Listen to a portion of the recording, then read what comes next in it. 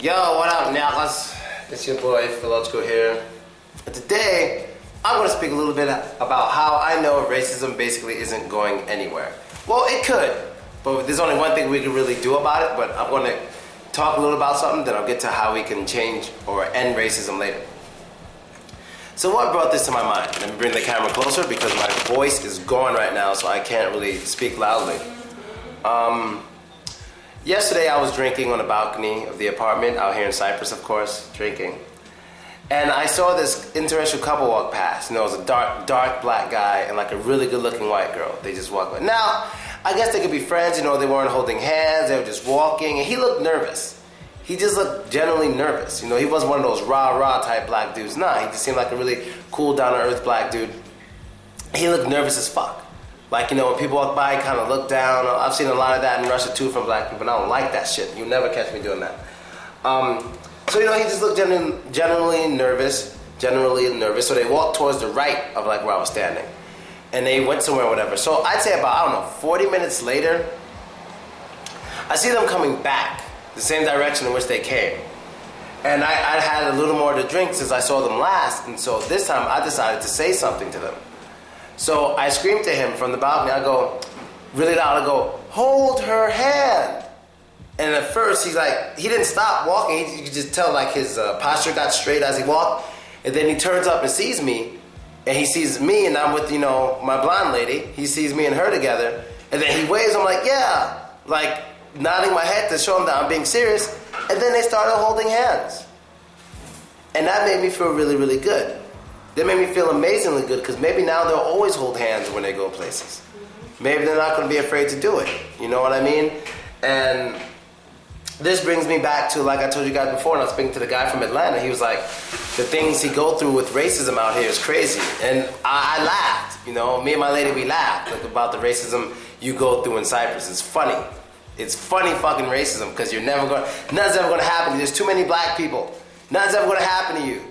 It's funny. That's why we laugh at it. I mean, it's not funny that he goes through racism, but it's funny to us because we're from some real shit. You know what I mean? So that means nothing to us. You know what I mean?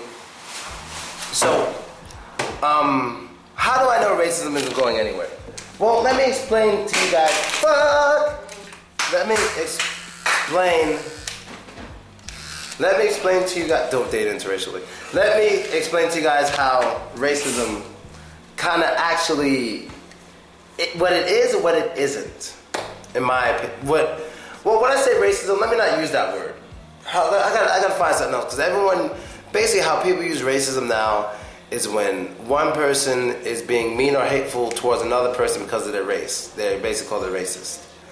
But in this, when I say racist, I don't want you to take the literal dictionary definition of it. I want you to take the definition as in they're doing things because of race. Whether they're doing things good for race, so a person could be racist for girls like, I only want black people in my house because they're the nicest. She's still racist towards her own people, and she's doing that just because of their race. So when I say racist, I mean people who do things based on race, okay? That's what I mean by racist. I know that's not the exact meaning, but that's how I'm using it during this video, so I'm giving you a disclaimer. Now, what kind of racism is out here in Cyprus and most of the world? Well, the first time I noticed this type of racism, which I will explain, was in Russia. When I was in Tambov, and it was a very black school. And the first thing I noticed about this black school is that there's a lot of white and Russian staff, you know, a lot of white staff. And the staff really, it's hard to explain, but the staff doesn't like them. They don't like the students. Now, they don't hate the students, but they don't like the students. Like, I can tell by how they say hello. And like one guy's like, hey, you want to go out for dinner sometime? She's like, no. They just seem like always annoyed by the Africans in the school. But they would go there every day to do their job. Oh, and my homie can attest to this. Me and my homie I was hanging out with every day, whose brother got shot by the skinheads in St. Petersburg. He was hanging out with me when he was supposed to be in a class. And then I guess the translator, I think this dude's a translator, like caught him. Like I didn't know what was going on because I was about to swing on this dude because I didn't know what was going on. But basically, long story short, he approaches my friend. He's like grilling him kind of. He's like talking to him like in such a tone, not loud, but such a deep and serious tone. You would think he found the dude who stole his money. But what happened was he was missing a class. Now this dude's a translator. That's not his business if he doesn't want to go to class. Interpreter, translator, whatever. That's not his business if he's going to class or not. You know, he pays for that shit. If he doesn't go, he doesn't go. This ain't high school. This is a university. And the way he was just talking down to him, I was like, Jesus fucking Christ. You know, I'm like, I dare nigga to do that to me. I couldn't believe what I was seeing. And it was right in front of me. I'm his boy, like he didn't even care. And I'm like, all right, I keep going. And so out here, and what happened last night in Cyprus, me and my other African homie I'm hanging out with now, who calls me at 4 o'clock to drink, I'm like, dude, I don't drink till like 10, that's way too early. And I'm making a video about drinking during the day. I don't like drinking during the day.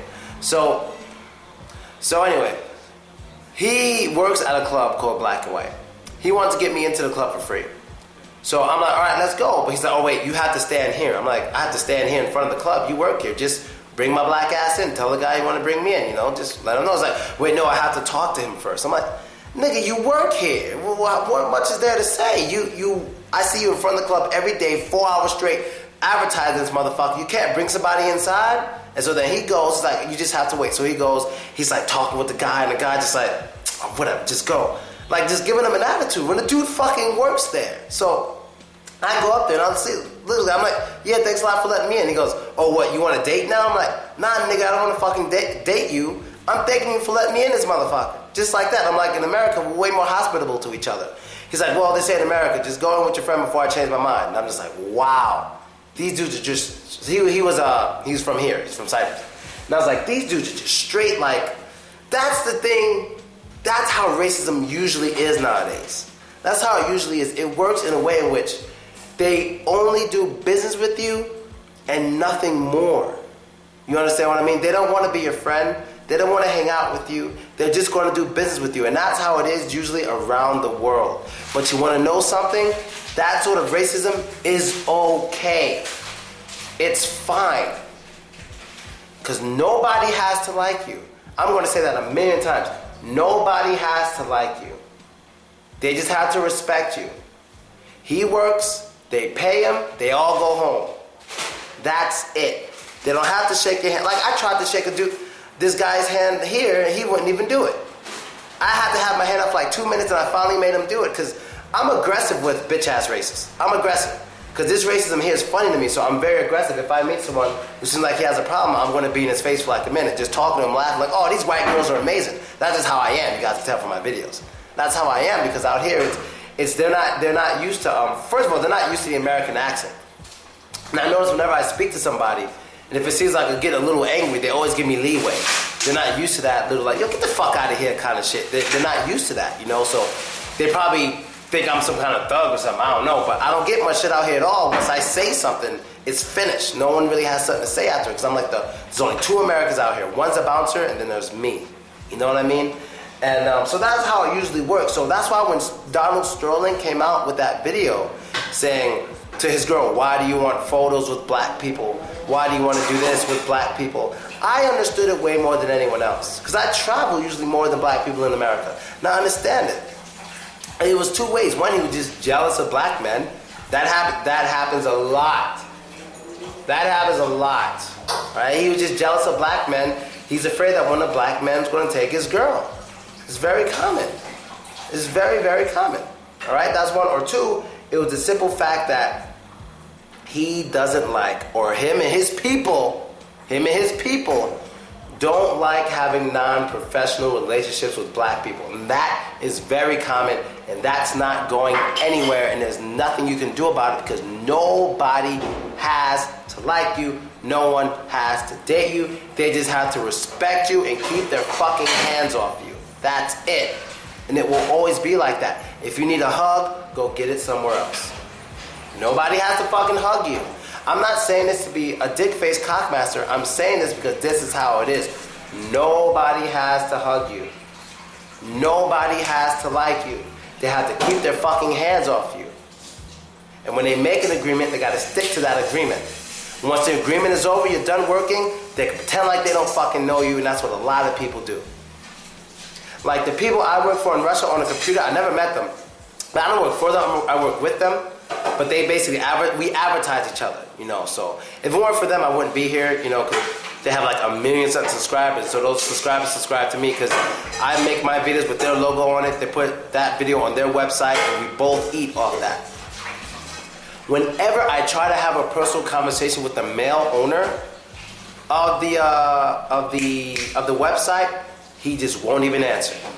He only answers business. It was the same exact shit when I was with Begin English, the other group, with 1 million subscribers. Same shit. Whenever I tried to have a personal conversation, it wouldn't happen. Only time they would ever talk to me was for business reasons. So if I say something like, oh, is it okay if I make more videos, make less videos, that's the only time they would answer. Because I know they don't like me. I knew from day one they didn't like me. I know they don't like me, but it's business and they don't have to like me. That's why I work with them. No, they don't write messages saying you're a stupid, ugly nigger. No, they don't insult me. We do what we're supposed to do to keep their agreement, then afterward we go our separate ways. And that's how it is. Now how can we end this racism? Mixing. Mixing. That's how it's going to end slowly, slowly. Mixing. Once everyone looks, well, there may still be racism when you mix, but it's not going to be so much black on white because we're all going to have way more similar skin tones. So it's probably going to become maybe one day blue eyes against green eyes, or brown eyes against blue eyes and green eyes, you know. But as long as we're mixing, it slowly starts to go away because mixed people, for some reason, they're against racism more than like anyone else. Like you find a mixed, damn girl, you find a mixed person who's like black and white, they're so defensive of black people, it's crazy. My voice, they're usually more defensive of black people than regular black people, you know what I mean? And that's typically how it is. Baby, please bring me water, please. That's typically how it is. It's crazy shit. And I wish there was more I could add to this, but like, Jesus, especially when your white girl's blonde with a booty and blue eyes, or they get mad. And the worst thing about dating a tall, blonde, blue-eyed girl with a booty is the simple fact that generally people of every race like her for different reasons. The white guys like her because she's tall and blonde. The black guys like her because she has a big butt. And then the Greek guys like her because she's thin and can dance, and they want her for business. So everybody's doing different shit, and this girl's gonna get me killed. Well, not here, ain't shit gonna happen here, but maybe one day she'll get me killed in Russia. But not if I got the wrong people with me, or have a shootout or something. They ain't even got guns, but the nigga got guns. I don't know about that. Yeah, show you that later. And that's basically it. That feels really hurting. So I hope you guys understand it. I hope you understand that. Now let me take this back to JLove47, this guy who makes videos. He's a YouTuber. JLove says the same shit that I say. Black people speak from emotions and not logic. I've been saying that for a long time, and JLove said the same thing. We both realize it. Now, for all the black people who's going to make comments here, please speak from logic and realize I'm just telling you how it usually is. I'm not saying I like it this way or it's the best this way. I'm telling you how it is. But the fact is, I'm also giving my opinion and saying that nobody has to like you. They just have to respect you. If Donald Sterling doesn't want black friends, he doesn't have to have black friends. When it comes to his business, he has to do what he's legally obliged to do. And if he doesn't do that, then he's in trouble. But if he doesn't want his girlfriend around black men, he doesn't have to have a girlfriend who hangs around black men. If he were to say, do you hang around black guys? Yes, I do. I don't want to be with you anymore. That's his fucking freedom. He can have whatever circle of people he wants to have. Don't try to force people to like you. Don't try it. Now, I can understand that his players are like, oh, so you don't want a personal relationship with black guys? Then fine. You know what? I don't want to work with you. That's understandable too. But to call this guy out, like, oh, you know, he's so hateful, he's hateful and all this stuff, that doesn't mean he doesn't want to be around you. He doesn't have to be around you. But does he not pay the players the amount of money they're supposed to get? Does he not treat his players with respect when they're playing basketball?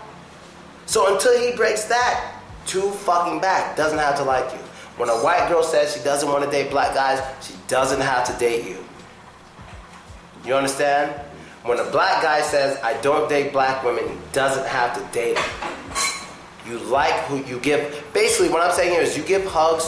A hug is a privilege. You don't have to hug shit. You give hugs where you feel you want to give them. You hug who the fuck you want to hug. If you want to hug all the white guys in the crowd, you don't want to hug the black guys, I know that's unfortunate for the black guys. They don't have to fucking hug you. You know something else too? I gotta find this clip. I think, ooh, my throat feels much better. Wow. There's a clip that I saw on the internet, and I I think this happens a lot after games. When blacks play football, at the end of the game, everyone goes and like they shake hands. Not with the players. I think all the players shake each other's hands. But like when they walk towards a locker room and like they shake the fans' hands in the stands, the black people don't do it. Only the white people do it, and the black people just walk on the other side because they know no one's going to shake their hands. But at the end of the day, they don't have to shake your fucking hand because they don't have to like you. I know it sucks, bro, but that's just how it is. They just have to basically keep their hands off, and that's it. So if those guys want to protest, say they don't shake our hands, I will ignore them. If they made a protest, oh, they're stabbing our people, I would help them. And I would encourage them to stab the fuck back. You know what I mean? So, and that's it, people. Let me know what you think. I'm out. Later.